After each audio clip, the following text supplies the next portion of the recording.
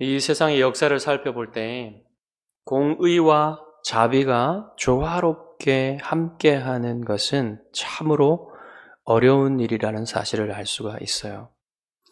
미국 남북 전쟁이 1865년에 끝나고 이 반역자들을 어떻게 처리할 것인가에 대한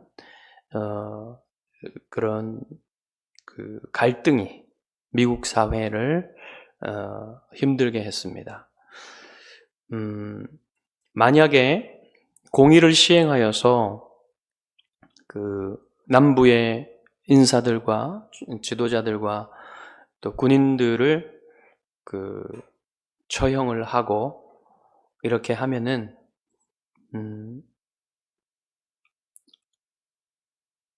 이렇게 하는 것이 이제 공의를 시행하는 것이죠.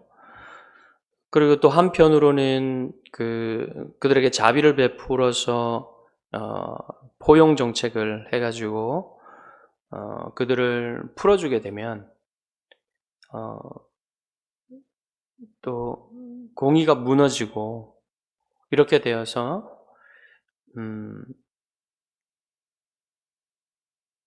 어느 쪽으로든지 딜레마에 빠지게 되는 것이에요.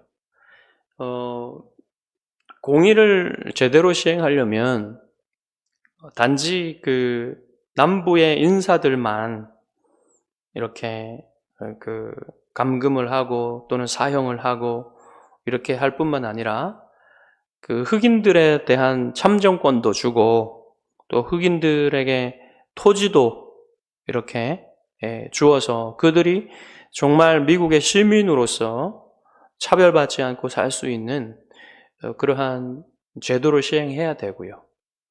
그렇지 않고 그냥 자비만 시행하게 되면은 이것은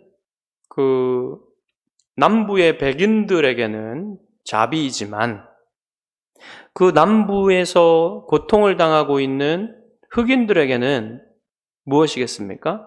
공의가 실행되지 않는 거잖아요. 그러니까 어느 면으로 가든지 심각한 저항을 예상할 수가 있었습니다. 그런데 당시에 이제 대통령이 링컨 대통령이잖아요. 링컨 대통령이 이제 포용 정책을 준비하고 있었는데 자비를 좀 시행하려고 그렇지만 그냥 무턱대고 자비만 시행하는 포용만 시행하는 그런 건 아니겠죠. 그런 어쨌든 전체적인 기조는 포용 정책을 하려고 했어요. 아니면 나라가 정말로 갈라질 수 있으니까.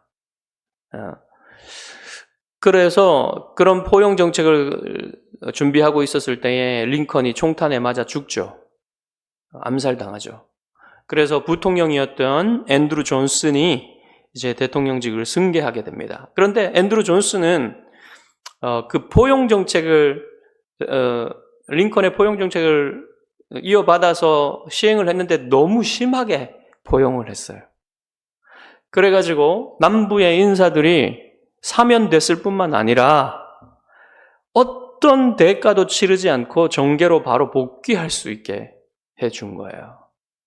그래서 이 정계로 복귀한 남부의 인사들이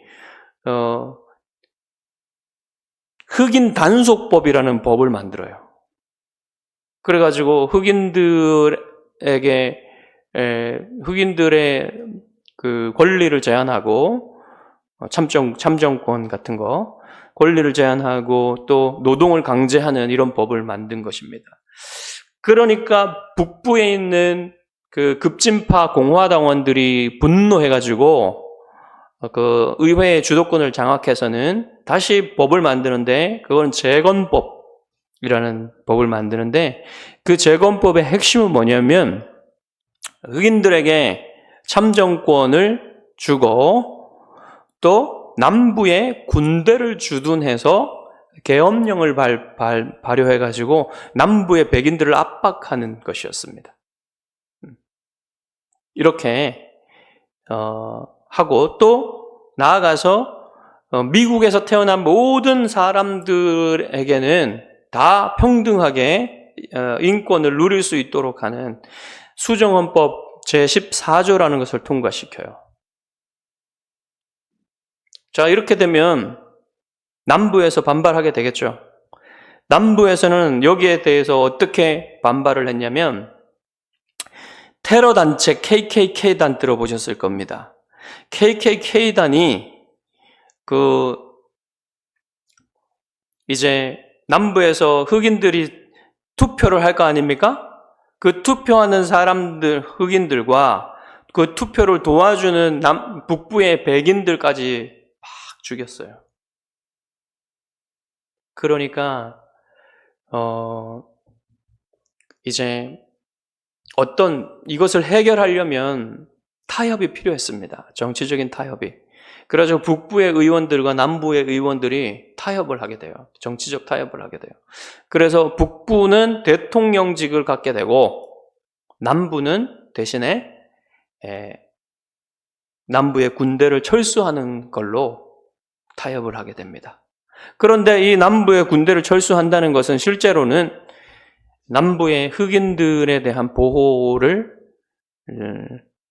그냥 철회하겠다는 것과 마찬가지가 되었습니다. 그래서 이 군대가 철수되고 나서 남부의 인사들은 다시 법을 하나 만드는데 이게 짐 크로우 법이라고 하는 법입니다. 그거는 흑인들의 참정권을 박탈하고 선거에 투표할 수 없도록 하는 거예요. 그리고 학교나 버스나 식당이나 공공장소에서 흑인과 백인을 완벽하게 분리하는 그러한 차별 정책을 이제 쓰게 되는데 그 법이 사실은 미국 전역에서 시행됩니다. 그래서 그 이후로 100여 년간 그냥 이 흑인 차별이 계속돼요. 그래서 1960년대에 흑인 인권 운동이 일어나죠. 여러분 들어보셨으면 마틴 누구죠? 마틴 루터 킹. 예. 마틴 루터 킹 주니어가 이제 흑인 인권 운동의 그 아이콘으로 이렇게 운동을 하고 그렇게 돼가지고 흑인의 인권이 이제 흑인의 그러한 인권이 제고되고 미국이 이제 새롭게 되는 그럴 때까지 약 100여 년간 남북 전쟁이 일고 나서도 100여 년간이나 흑인들은 그렇게 차별을 당하게 되었던 것입니다. 이게 미국만의 일이 아니에요. 우리 역사도 보면요, 해방이 되고 나서, 일제에서 해방이 되고 나서 이제 그 일제에 부역한 친일파들을 어떻게 처리할 것인가에 대한 그런 딜레마에 빠지게 됩니다. 만약에 정의를 실현해가지고 이 친일파들을 처단하게 되면 무슨 문제가 있냐면 그 친일파들이 누구예요? 그 일제에서 경찰로 일한 사람들, 그리고 행정부에서 일한 사람들, 이런 사람들이 다 그 행정 경험과 경찰력의 경험들을 했기 때문에 이 사람들을 싹 다 죽이면 또는 잡아 가두면 어떻게 됩니까? 행정력과 경찰력이 부재하게 되는 것입니다. 인재가 없는 거예요. 그러한 인재 부재의 문제를 안게 되는 거고요. 그리고 자비를 베풀게 되면 어떻게 됩니까? 아니 그냥 정의롭게 살지 않아도 그냥 자기를 위해서는 이렇게 불의하게 살아도 잘 살 수 있구나 하는 그러한 사회 정의의 앞으로 사회 정의를 실현하고 세우는 데 있어서 매우 어려워지게 되는 것입니다. 그래서 이 문제가 잘 해결되지 않고 결국은 포용 정책을 해가지고 일제 부역했던 사람들이 다 또 행정력과 또 경찰력으로 기용이 되죠. 어떤 것이 옳았냐 말았냐 이런 얘기를 하는 것이 아니라 이처럼 역사에서는요, 실제로는 공의와 자비가 조화롭게 만나기가 힘들어요. 함께 하기가. 그러면 하나님께서는 하나님이 택한 백성들의 죄악들을 어떻게 다루실까요? 이것에 대한 답이 그 복음에 있는 하나님의 위대하심을 잘 드러내 줍니다. 오늘 이야기가 그런 것을 보여주고 있어요. 자, 오늘 본문 이야기는 레위인들에 대한 건데, 이 레위인들에 대한 얘기는 창세기로부터 올라가 봐야 돼요. 창세기에 무슨 일이 있었습니까? 시므온과 레위가 자기의 친누이인 디나가 세겜에게 강간을 당하죠. 그때 이 세겜이 그렇게 해놓고 나서 뻔뻔하게 와가지고 결혼을 하게 해달라고 이렇게 요청을 합니다. 그때 시므온과 레위는 그럴 마음이 전혀 없으면서도 거짓으로 너희들이 우리와 함께 하게 하려면 우리처럼 할례를 받아야 된다. 모든 남자들이. 그래가지고 모든 남자들이 할례를 받는데 그렇게 언약을 맺어요. 그렇게 하면 이제 결혼을 하고 우리가 통혼을 하고 같이 이렇게 살 수 있게 해주겠다.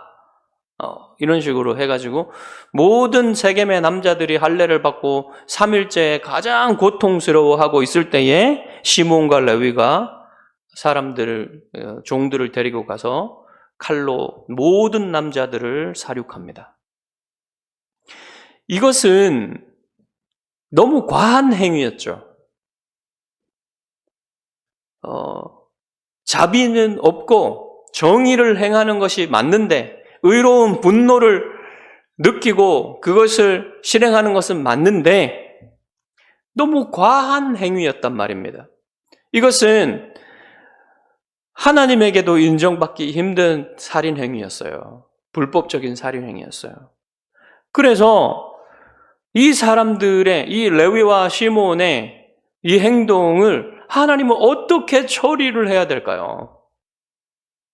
하나님은 레위와 시므온과 레위를 당장 죽음으로 내몰지는 않으십니다. 그들을 보호하세요. 아브라함에게 언약하신 그 언약에 신실하셔서 레위와 시므온과 레위를 보호하십니다. 또 어느 정도는 그들에게 정당방위나 그런 보복의 그런 명분도 있기 때문에 하나님께서는 아무튼 시므온과 레위를 보호하시고 야곱 가족을 그 민족 주변의 모든 민족들에게 두려움을 주셔서 보호를 하시죠. 그런데 그냥 그렇게 끝나면 공의로우신 하나님이 아니시죠. 그래서 하나님은 그냥 그렇게 끝나지 아니하고 야곱이 죽기 전에 12아들에 대해서 축복을 할 때 이 두 사람에 대한 저주의 예언을 하게 되고, 뭐라고 예언을 했냐면 시므온과 레위는 형제요 그들의 칼은 폭력의 도구로다. 그들이 분노대로 사람을 죽이고 그들의 혈기대로 소의 발목 힘줄을 끊었음이로다. 그 노여움이 혹독하니 저주를 받을 것이요 분기가 맹렬하니 저주를 받을 것이라. 내가 그들을 야곱 중에서 나누며 이스라엘 중에서 흩으리로다. 이들에게 내려진 저주가 무엇입니까? 그들의 행위에 대한 그 비판과 함께 이들이 이스라엘 가운데서 모여 살지 못하고 다 흩어지게 될 것이다. 이렇게 저주가 내려진 거예요. 그래서 실제로 이 역사 가운데 이 일이 이루어지게 되는데, 이 시므온과 레위가 여러분 한 행동은 우리 도덕법의 원칙, 하나님께서 노아에게 세워주신 그런 원칙에도 더 한참을 더 벗어납니다. 그 눈에는 눈, 이에는 이라는 법이 있죠. 이것을 동해보복법이라고 합니다. 이것은 그냥 성경에만 있는 법이 아니고 함무라비 법전이나 다른 그 그 고대 근동의 나라들의 법들을 살펴볼 때도 이러한 동해 보복의 원칙들이 있었어요. 해를 당한 만큼 돌려주는 것이죠. 그것으로 봐서도 너무 지나친 행위였어요. 네. 자, 그래서 이러한 그 저주의 예언이 그들에게 이루어졌는데 이 예언이 그대로 이루어집니다. 우리가 이제 오늘 35장을 살펴보는데 34장을 그냥 지나왔어요. 34장의 내용은 뭐냐면 이스라엘 백성에게 주신 요단 서편에 하나님이 주신 약속의 땅의 경계를 말해주고 그리고 그 9지파 반에게 그 분배될 땅에 대해서 그 땅을 분배할 지도자들을 세우는 것입니다. 자, 그런데 거기에 유다가 나오고 유다 다음으로 시므온이 나와요. 그것은 나중에요. 이 시므온이 독자적인 세력을 형성하지 못하고 결국은 이 시므온이 그냥 유다 지파의 땅 안에 기생하다가 유다 지파에 흡수됩니다. 그러니까 이 예언이 이루어진 거죠. 그냥 흩어지게 된 거예요. 그냥 유다 지파에 흡수된 것입니다. 그리고 레위 지파는 어떻게 됩니까? 레위 지파는 오늘 본문에도 보듯이 모든 12지파의 그 12지파로 다 흩어지게 돼요. 그래서 독자적인 세력을 형성하지 못하고 흩어져서 살게 되는 것입니다. 다른 지파들을 섬기면서 그렇게 살게 되는 것이죠.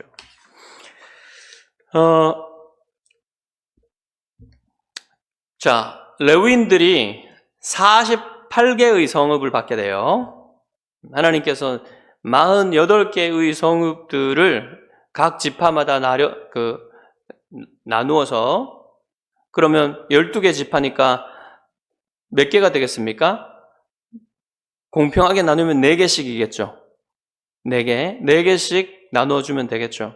근데 실제로 역사상에서는 그렇게 똑같이 되지는 않습니다. 네. 많은 인구가 많고 땅을 많이 받은 지파에서는 더 큰 성읍을 내어주고 더 많이 내어줘야 되겠죠. 그런데 그렇게 되지는 않았어요. 다 그렇게 되지는 않았어요. 대체로 그렇게 했지만 다 그렇게 되지는 않았습니다. 하지만 아무튼 그 48개의 성읍을 갖게 되는 것은 맞아요. 그 48개의 성읍과 그 주변의 목초지 그것을 이제 레위인들이 받고 각 지파로 흩어지게 되는 것인데 근데 레위인들은 한번 삶을 생각해 보십시오. 다른 지파와 비교해서 레위인들은 다른 지파가 나누어주는 그 성읍들에 살아야 됐고요. 그 성읍들이 사실 여러분 큰 성읍을 주겠습니까? 그냥 그럭저럭 그런 성읍을 주겠죠.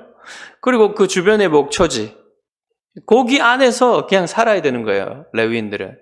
그리고 레위인들의 목초지는 그냥 그들이 본격적으로 그 목축을 하는 것이 아니라 방목을 했을 것입니다. 그냥 자기들에게 가축이 있잖아요. 그 가축을 방목하는 용도로 그 목초지를 썼을 거예요. 이런 식으로 해서 레위인들은 다른 지파들보다 엄청난 세력을 갖출 수가 없었어요. 모여 살지 않기 때문에. 다 떨어져서 그냥 이곳저곳 떨어져서 다른 지파들을 섬기는 그런 사람들로 살았던 것입니다. 레위인들은 제사장들을 도와서 이스라엘이 예배할 수 있도록 돕는 사람들이잖아요. 이러한 역할들을 하면서 레위인들이 살았기 때문에 정말 강성한 지파가 되기는 어려웠어요. 그리고 레위인들은 이스라엘이 드리는 11조로 생계를 했거든요. 그러니까 다 거기까지입니다. 다 거기까지만 하고 살아야 되는 그런 지파였어요. 그러면 여러분 레위인들이 불만을 가질 수 있지 않겠습니까? 그럴 수 있겠죠. 자, 이렇게 야곱의 예언대로 레위 지파는 이스라엘 전역에 흩어져서 이스라엘을 돕는 사람들로 살아야만 했던 것입니다. 그런데 여러분, 반전이 있습니다. 이 레위인들의 흩어짐은 이스라엘에는 복 아닙니까? 그렇죠? 레위인들은 어떤 사람들이에요?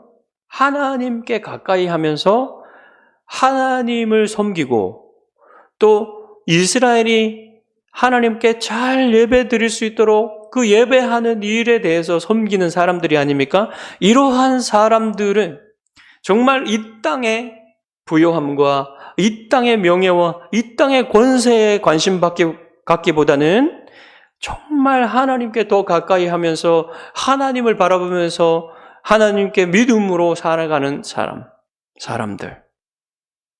정말 이들에게는 기업이 하나님 자신이에요. 그 말은 무슨 뜻이냐면 이들이 하나님께 이스라엘이 드리는 11조를 가지고 생활을 한단 말입니다. 그러니까 이들에게는 하나님 자신이 기업인 것이죠. 이것은 무엇을 의미하냐면 이 레위인들이야말로 레위인들은 다른 이스라엘 모든 지파들이 어떻게 하나님 앞에서 살아야 되는지 보여주는 사람들이었단 말입니다. 레위인들은 이스라엘의 장자들을 대신하는 사람들이었어요. 그러니까 모든 이스라엘 사람들도 레위인들처럼 살아야 된다는 것을 레위인들이 보여주고 살았던 것이죠. 그러니까 이 레위인들은 이스라엘에게는 복인 것이죠. 이렇게 레위인들은 이스라엘의 복이 되었던 것입니다. 반전이 일어난 것이죠. 그리고 이렇게 살아가는 이스라엘을 보고 다른 민족들은 이스라엘을 통해서 또 하나님을 보게 하시려고 이렇게 만드신 것입니다. 그래서 여러분, 이스라엘을 제사장 나라라고 하는 거예요. 다른 민족들에게 제사장 나라가 되는 것입니다. 다른 민족들이 하나님을 예배하려고 할 때 이스라엘을 보고서 하나님을 알게 되는 이러한 그런 뜻을 가지고 있었던 것이죠. 자, 그러면 레위인들은 하나님께서 자신들에 대해서 이렇게 하시는 것에 대해서 어떻게 느꼈을까요? 모든 레위인들이 다 이것에 대해서 감사했을까요? 모든 레위인들이 다 이것에 대해서 하나님을 찬양했을까요? 그러지는 않았을 수도 있습니다. 그러나 어떠한 레위인들은 이러한 하나님의 뜻을 깨닫고 정말로 자신들이 하나님께 가까이 하면서 하나님을 기업으로 삼아서 살아가는 이것에 대해서 감사하며 하나님을 찬양하며 기쁘게 그 레위인으로서 섬겼을 거예요. 이게 여러분 레위인에게 주신 하나님의 자비였고 하나님의 은혜였습니다. 하나님이 공의를 실행하셨지만 그 저주에 따라서 레위인들이 다 흩어지게 만드셨지만 하지만 그들에게 자비가 있었던 거예요. 레위인들은 이것을 깨달아야만 했어요. 그들 자신에 대한 하나님의 뜻이 공의와 자비가 만나는 그런 하나님의 위대한 은혜를 보여주는 위대하심을 보여주는 일이라는 사실을 깨닫고 하나님을 찬양해야 했다는 것입니다. 자, 이것은 그리스도인들에 대해서 생각하게 만들어요. 우리 그리스도인들은 하나님 앞에 택함 받았지만 사실은 우리가 하나님 앞에 다 불신자들처럼 다 죄인들 아닙니까? 그 죄에 합당한 하나님의 처사는 하나님께서 우리를 대하신다면 우리도 다 처벌을 받아서 영원한 지옥에 떨어져서 하나님 앞에 그 영원한 심판을 받고 형벌을 받는 것이 마땅한데 하나님은 그렇게 하시지 않고 무조건적인 은혜와 사랑으로 하나님의 자녀 되게 해주신 것, 이것을 생각하게 만든다는 거예요. 때로 그리스도인들은 대체로 큰 명예와 부와 권세 이런 것들을 갖지 못한 사람들이 많습니다. 그리스도인으로 살려면 뭔가 여러분 포기해야 되는 것들이 많아요. 이 세상에서. 그렇다면 그러한 삶을 살아갈 때 우리는 이것에 대해서 불만을 가지고 이것에 대해서 감사하지 않고 이렇게 살아야 하겠습니까? 그것이 아니죠. 우리가 마땅히 받아야 될 형벌이 아니라 하나님은 우리에게 저 영원한 천국에서 위대한 복, 정말로 상상할 수 없는 영광스러운 복을 우리에게 상속하여 주실 것이 약속되었고, 또한 이 땅에서는 하나님의 자녀로서 남들이 누리지 못하는 평안과 기쁨을 누리고 살 수 있도록 하나님 우리에게 주셨는데, 여러분, 우리들은 이 구약시대의 레위인들이 하나님의 그 뜻을 깨닫고 감사해야만 했듯이 우리도 이 땅에서 살아갈 때 때론 고난도 있고 너무나 부족한 것들도 많지만 그것이 아무것도 아님을, 저 영원한 천국에서 우리에게 주실 영광에 비하면 아무것도 아니고 이 땅에서 받는 고난조차도 저 영원한 천국의 영광을, 기쁨을 받게 되면 다 눈 녹듯이 사라지고 아무것도 기억되지 않을 만큼 그러한 약속을 받은 사람이라는 사실 때문에 여러분 지금 감사하고 찬양하고 기뻐해야 된다는 것입니다. 그것이 우리 그리스도인들에게 주시는 복음이에요. 그런데 아직 레위인들을 통해서 이스라엘과 모든 민족에게 주실 복에 대한 이야기가 끝난 게 아니에요. 더 중요한 게 남았습니다. 그것은 하나님께서는 이 레위인들에게 주실 48개의 성읍 중에 6개의 성읍에 도피성을 만들라고 하셨습니다. 이 도피성은 뭐냐면 고의성이 없이 부지 중에 우연히 사람을 죽였을 때 그 하루 만에 달려갈 수 있는, 어디서든 이스라엘 전역에 어디서든 하루 만에 달려갈 수 있는 곳에 도피성을 두어서 피의 복수자들, 그 피를 흘린 자기 친족과 가족에 대한 가장 가까운 사람이 그 가족의 피에 대해서 복수하려는 사람이 와서 죽일 수 있거든요. 그래도 죄가 되지 않습니다. 그 복수자로부터 도망을 쳐서 도피할 수 있는 성인 것이에요. 그래서 하루 길 안에 다 그 도피성이 있도록 그 6개를 설치를 한 것입니다. 그때에 이 사람은 도피성으로 피하면은 거기에서 정식 재판을 받을 수 있도록 해주었어요. 이 정식 재판을 받을 때에까지 이것이 고의로 판명나면은 재판을 받은 후에 그 사람은 사형을 면할 수가 없게 됩니다. 그러나 고의성이 없다고 판명나게 되면은 그곳에서 살 수가 있게 되는 거예요. 그 도피성 안에, 도피성 그 지경이라고 했는데 그것은 아마도 도피성과 성 밖에, 우리가 아까 목초지라 그랬죠? 그곳까지는 거기에서 나가지만 않는다면 피해 복수자의 복수를 받지 않을 수 있는, 만약에 그곳을 나가지 않았는데도 복수자가 죽이면 그도 살인죄를 면할 수가 없습니다. 그래서 대제사장이 죽기까지 도피성에서 있다가 대제사장이 죽으면 비로소 모든 그 죄를 이제 면하고 자기 고향으로 돌아갈 수 있는 그런 제도입니다. 이러한 제도를 주신 이유는 뭐겠습니까?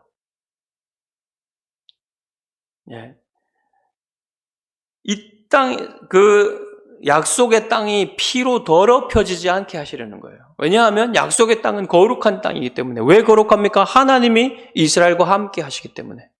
하나님이 계신 곳에는 정의가 이루어져야 된다라는 것입니다. 불의하게 흘려진 피가 흘려지면 그 땅이 더럽혀진다는 거예요. 그래서 하나님은 불의한 살인, 불법적인 살인을 막으시는 것입니다. 인간의 생명을 존중하고 하나님의 형상으로 지어진 인간의 생명이 함부로 살인당하는 것이 없도록 그렇게 하나님 막으시는 것이지요. 그런데 그 고대에는 오늘날과 같이 사법 시스템과 과학이 발전하지 않았기 때문에 이 살인에 대한 증거를 증인에 의존해야만 했습니다. 그 외에는 없죠. 그래서 한 명의 증인이 아니라 2명 이상의 증인이 반드시 필요했어요. 거짓 증언하지 말라는, 증거하지 말라는 10계명과 함께 2명 이상의 증인이 필요했던 것입니다. 그렇게 요건이 맞아지면 이제 그 증언을 받아서 이 사람이 고인성과 고의성이 없는 것을 판명하게 되는 거예요. 그래서 고대 시스템에서는 정말로 그래도 굉장히 의로운, 정의로운 그런 법이죠. 네. 그러한 정의와 자비가 여기서 만나고 있는 것입니다. 자, 그런데 정의가 더 확실하게 이루어지려면 어떻게 돼야 되냐면 고의로 죽인 사람은 속전을 내어서도 풀려날 수 없도록 하셨어요. 하나님은 이스라엘 안에서.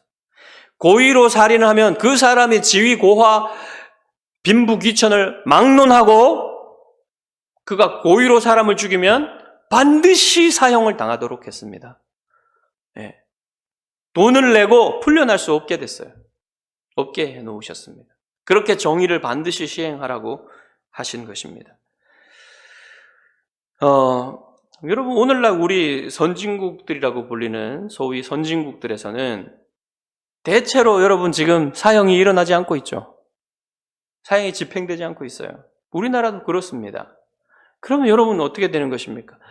하나님께서 정부에 칼을 주신 이유는 불의하게 흘려진 피해, 사람의 피해에 대해서 반드시 그것을 사형으로서 정의를 세우라는 그런 하나님의 뜻이 있는 것입니다. 근데 그 뜻이 무시되고 있는 거예요. 여러분, 악독하게 살인한 사람, 고의로 살인한 사람의 그 죄를 무엇으로 갚을 수 있겠습니까? 사형 외에 무엇으로 할 수 있겠어요? 없어요. 그런 게 없어요. 그러니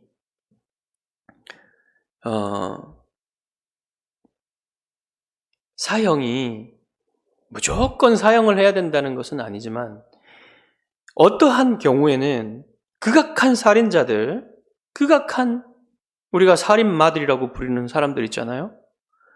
그러한 사람들에 대한 사형이 이루어져야 돼요. 그래야만 정의가 실현되는 것입니다.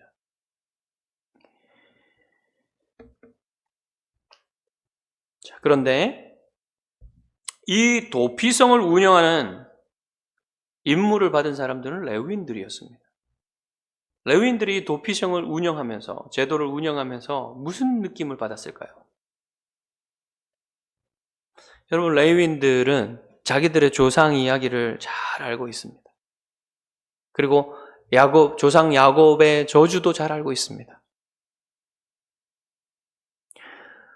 그 기억을 가진 레위인들이 이 도피성 제도를 운영하면서 무엇을 해야 됐습니까?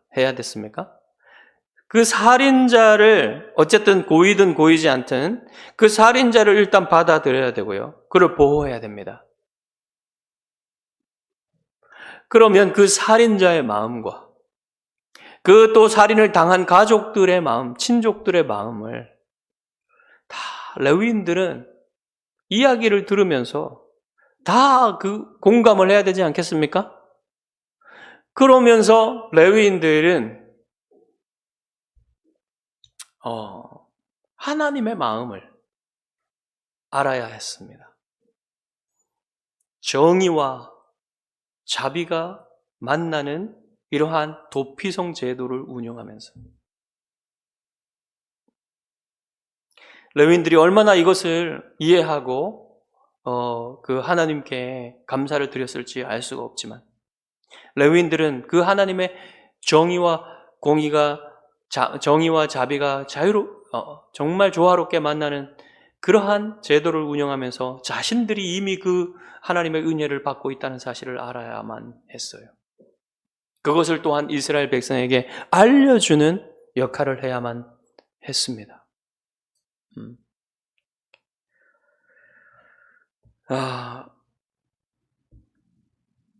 이것이요, 사실 이스라엘에게 독특한 그러한 제도였고, 이것이 모든 민족에게, 레위인들은 이스라엘에게, 그리고 이스라엘은 모든 민족에게 보여주어야 하는 하나님의 정의와 자비의 위대한 조화.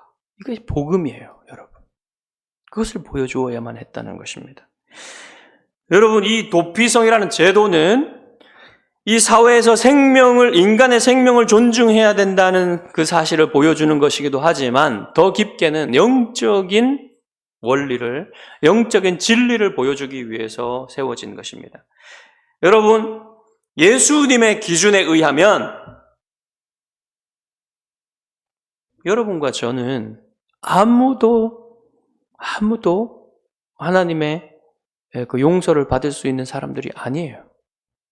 다 처벌을 받고 영원히 심판받아야 마땅한 사람들입니다. 왜냐하면 예수님이 이렇게 말씀하셨습니다. 산상수훈에서 형제에게 노하는 자마다 심판을 받게 될 것이라. 사도 요한은 그 형제를 미워하는 자마다 살인하는 자니 살인하는 자마다 영생이 그 속에 있지 거하지 아니하는 것을 너희가 아는 바라고 했습니다.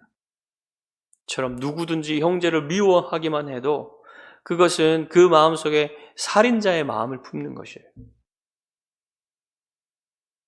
누구도 미워하는 사람 없는 사람 없을 것입니다. 한 번도 미워해보지 않은 사람 없는 사람 없을 것입니다. 다 살인자와 같은 마음을 품은 거예요. 자, 그러면 이 도피성 제도는 우리에게 분명히 어떤 복음의 빛을 던져주고 있을까요? 여러분, 예수 그리스도는 하나님의 아들로서 이 땅에 오셨는데 하나님께 반역하고 하나님께 이 살인의 모든 행위를 저지른, 죄를 저지른 사람들을 찾아가서 복수하려고 피해 복수자가 되어서 우리에게 오신 분이 아니란 말입니다. 예수님은 그 자신이 대제사장이 되어서 우리를 위해서 자신이 죽으시러 오신 분이에요. 대제사장이 죽었기 때문에 우리가 하나님의 집으로 갈 수가 있게 된 거예요.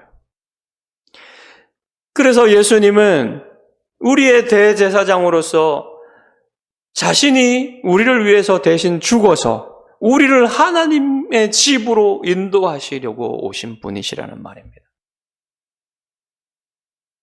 오늘 이 말씀, 도피성 제도는 바로 그 복음을 우리에게 알려주고 있다는 것이죠. 그래서 여러분, 교회는 바로 이러한 은혜를 입은 사람들입니다. 그렇기 때문에 교회는요, 예수 그리스도 안에 있는 하나님의 공의와 자비가 만나는 공동체여야만 해요. 교회는요, 함부로 그냥 아무 죄나 다 받아들이는 그러한 공동체는 아닙니다. 교회는 죄에 대한 엄격한 기준을 가지고 있어요. 죄를 미워하고 죄와 싸우는 공동체입니다. 아무 죄나 다 그냥 괜찮은 게 좋은 거다라고 받아들이는 공동체가 교회가 아니에요, 여러분. 교회는 죄에 대한 미움과 혐오와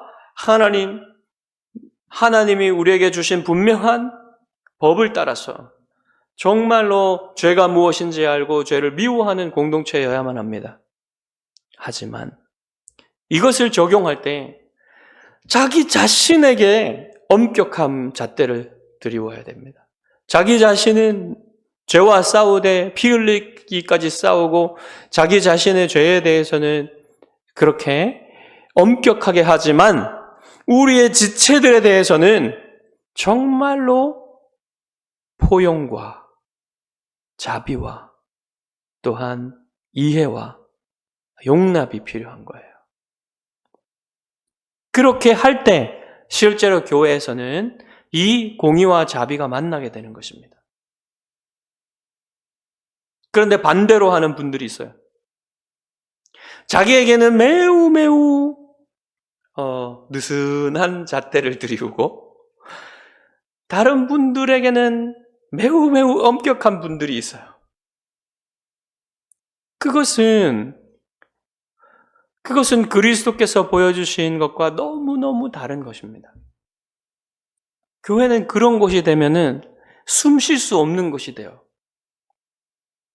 정말 교회가 하나님이 원하시는 그러한 천국의 공동체로서의 이 땅에서의 맛보기로서, 저 영원한 천국의 맛보기로서 우리가 이 교회를 이루려면 자신의 죄에 대해서는 엄격하지만 그 엄격함도 사실은 그 절대적인 엄격감이 아니라 예수 그리스도 안에서 자신이 하나님께 용서받았다는 그 용서의 확신과 기쁨을 가진 채로서의 엄격함입니다. 그렇지 않다면 또 잘못된 율법주의에 빠져서 자기 자신을 너무너무 못 살게 굴 거예요. 우리는 영원한 용서를 받은 사람으로서 자신한테 엄격할 수 있는 것입니다. 이미 용서를 받았기 때문에. 그러나 다른 지체들에게는 정말로 자비롭고 또 어떤 죄든지 참으로 회개할 수 있도록 그러한 마음을 품을 수 있도록 우리의 공동체가 그렇게 세워져 가기를 바랍니다. 여러분이 그런 교회를 이루시는 하나님의 친백성 되시기를 주님의 이름으로 축복합니다. 기도하겠습니다.